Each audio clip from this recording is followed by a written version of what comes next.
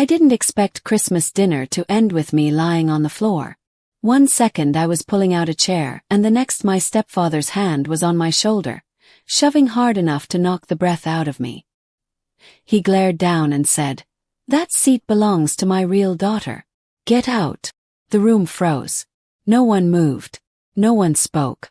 I stood up slowly, tasting metal, feeling the heat rise in my chest. What he didn't know was that before the night was over, I'd make sure this moment changed his life forever. I wish I could tell you that moment at the Christmas table came out of nowhere. That my stepfather snapped for the first time and everyone was just as shocked as I was. But the truth is, families don't break in a single night. They crack in small, quiet ways long before anyone hears the sound.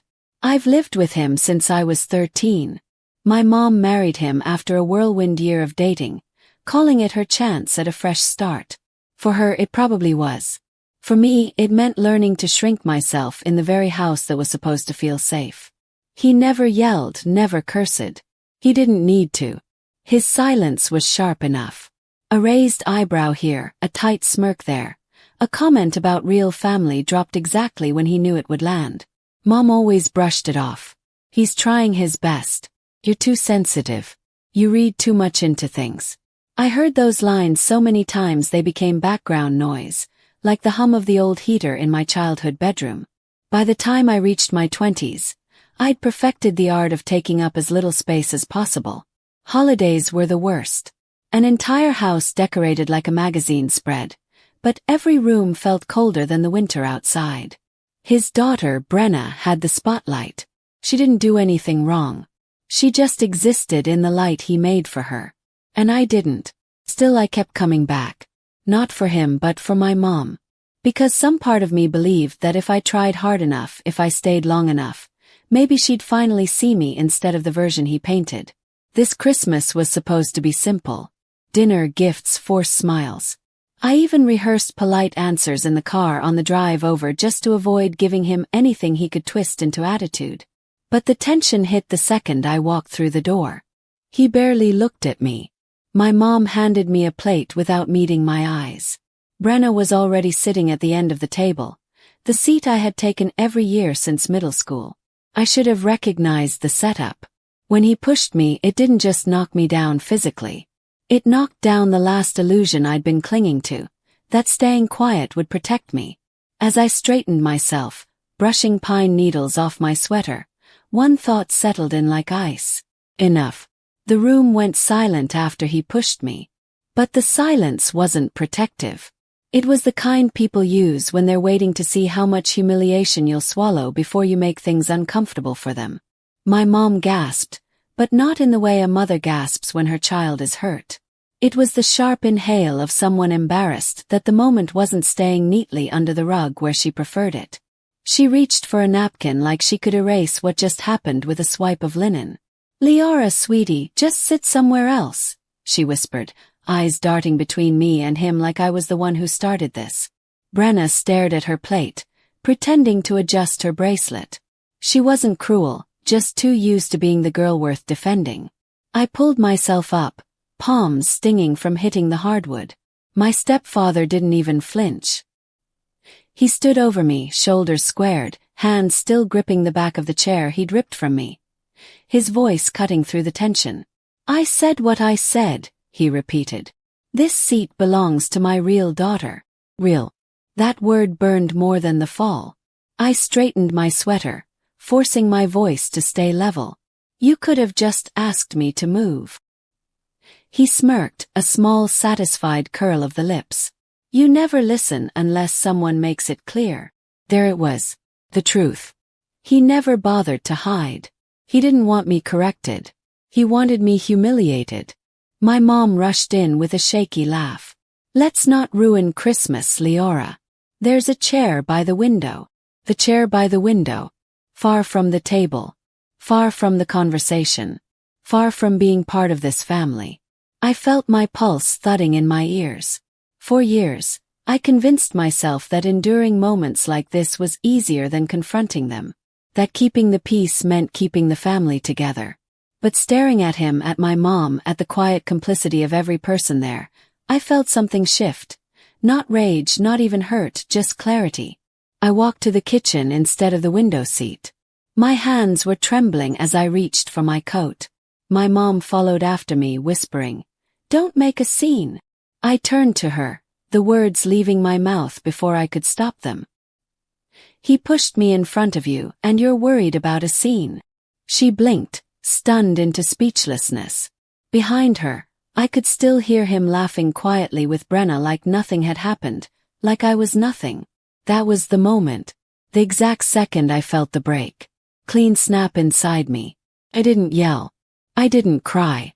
I just said, "You will regret this," soft enough that only my mom heard. I wasn't threatening him. I was finally choosing myself.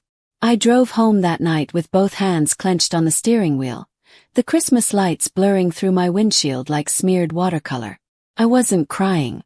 I thought I would, but there was nothing left to spill.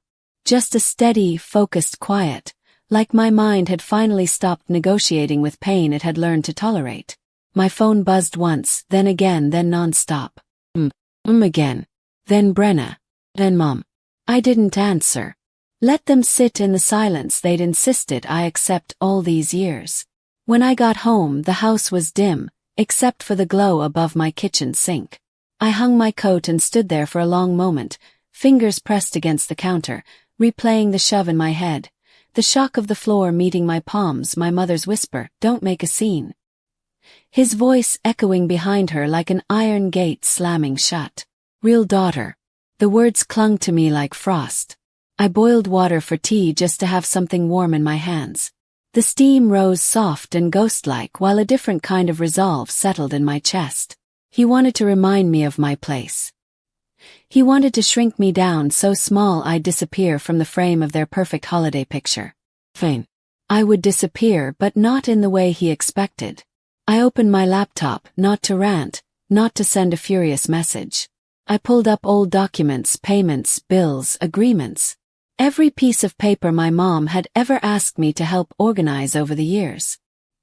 He always liked to pretend he was the head of the household.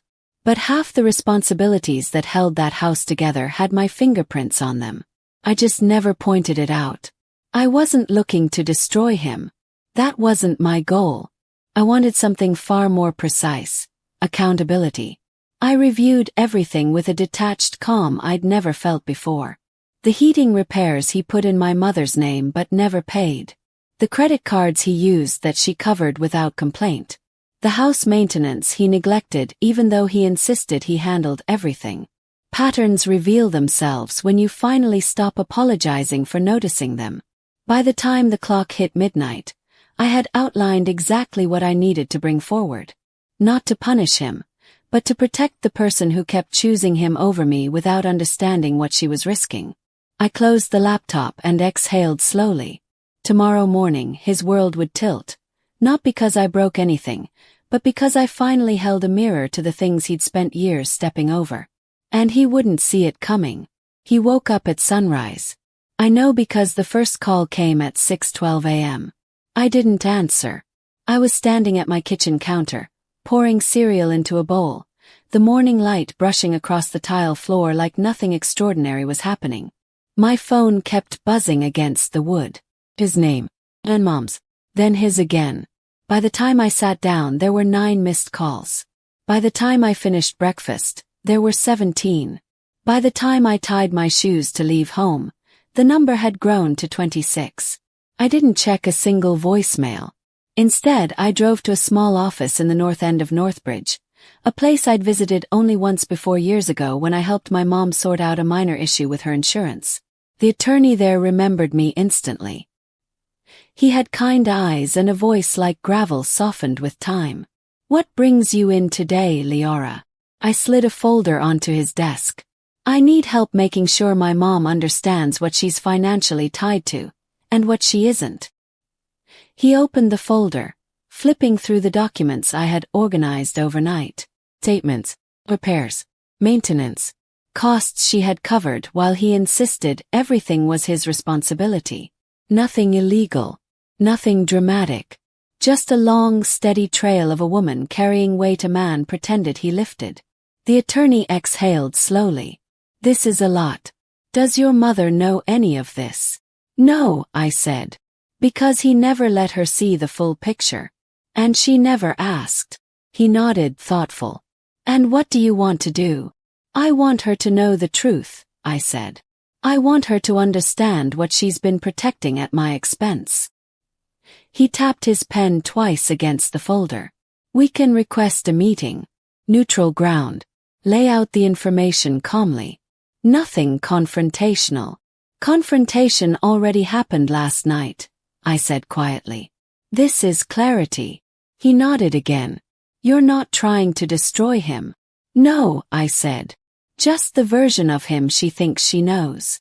We scheduled the meeting for that afternoon. When I walked out of the office, the cold air hit my face like a baptism. My phone vibrated again, this time with a number I didn't recognize. I let it ring out. When the voicemail icon popped up, I pressed play. It was my mom. Leora, please call me.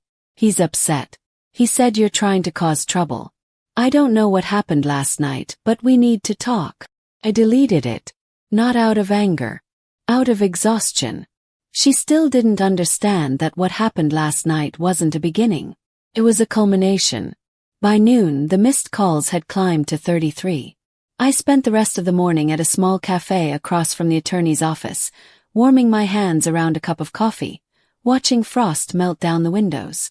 For the first time in my life, I wasn't bracing for the next wound. I was preparing for truth. At 2 o'clock, my mom arrived at the attorney's office alone.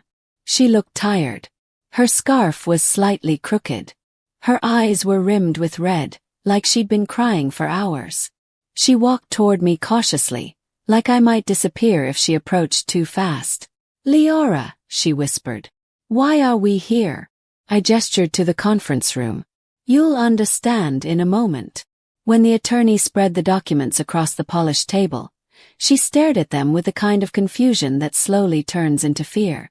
Her fingers trembled as she traced dates and amounts she had completely forgotten about. Why? She asked. Why did he put this in my name?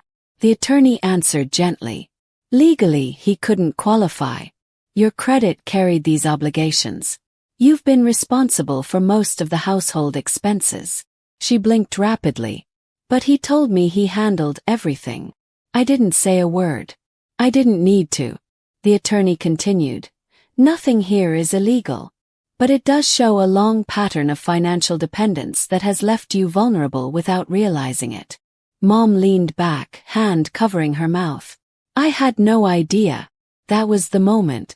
The narrative she'd clung to for years finally cracked. I saw it in her eyes.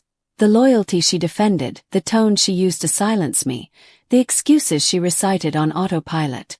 All of it collided with the reality sitting right in front of her. Then her phone buzzed on the table. She flinched and turned its screen up. 37 missed calls. All from him. She didn't answer. For a long moment, the room was silent except for the faint hum of the heater. Finally, she looked at me. Last night when he pushed you, Leora. I'm so sorry. I didn't think it was that serious. I thought you two just argued. I shook my head. He shoved me to the floor, Mom. In front of everyone. And you told me not to make a scene. She winced like the words themselves were knives. I didn't know what to do, she whispered.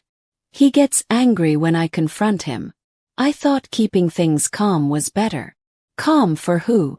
My voice didn't rise, but it cut through the room like glass. Her eyes filled. I never wanted you to feel unwanted. But I did, I said. For years. And yesterday wasn't the first time. It was just the first time. It was undeniable. The attorney excused himself to give us privacy. When the door clicked shut, Mom folded her arms over herself like she was trying to keep from breaking apart. What happens now? She whispered. That's up to you, I said. But whatever you decide, it has to be with full knowledge.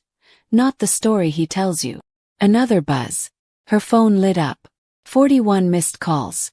She silenced it without answering. When we walked out of the office together, the winter sun was already sinking, casting a long shadow behind us on the sidewalk. I expected her to leave, To return to him like she always did, held in place by habit and fear. But she didn't. She stood beside me, breathing into her scarf, staring at her shoes like she was gathering pieces of herself she hadn't touched in years. Then she said quietly, "Leora, I want to go home." Not to him. To my sisters. Just for tonight. It wasn't triumph. It wasn't revenge. It was the beginning of accountability. As we turned toward the parking lot, my phone buzzed once more. I looked down. 47 missed calls. I didn't smile. I didn't gloat. I just felt relief. He finally knew I wasn't playing by his script anymore. And tomorrow, he would have to live in a world where I no longer collapsed under his voice, his expectations, his version of family. A world where the truth had a seat at the table, even if he tried to push it away. My mom stayed with her sister for several days.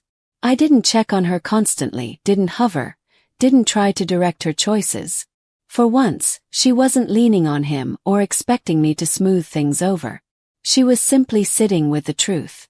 And that was more than I'd seen her do in years. Meanwhile, the calls from him slowed, then stopped. No apologies. No explanations. Just silence, thick enough to confirm everything we had uncovered. He wasn't looking for understanding. He was looking for control. And without an audience, he had nothing to say. Mom asked me to meet her for coffee later that week. When she walked in, she looked smaller but steadier, like someone who'd finally stepped out of a long, cold shadow. "I read everything again," she said, wrapping her hands around the warm mug. "I can't believe how blind I was." "You weren't blind," I told her. "You were tired." And he counted on that. She nodded slowly. "I want things to be different. I want to learn how to stand up for myself, and for you." It wasn't a perfect apology. It wasn't a perfect moment. But it was honest. And that mattered more than anything she could have said at the Christmas table. As she talked about next steps, practical ones, gentle ones, I felt a strange lightness bloom in my chest. Not victory. Not closure. Just the quiet relief of finally seeing my mother choose herself. And if she could do that, then maybe, finally, she could choose me too. I didn't walk away from that Christmas to punish anyone. I walked away because I finally understood that protecting myself wasn't disloyal. It was necessary. Families don't heal through silence or endurance. They heal when someone is brave enough to break the pattern. For us, it started with one truth laid on a table where I was never allowed to sit. If this story reminds you of something you've lived through, share it in the comments. And don't forget to subscribe for more stories like this.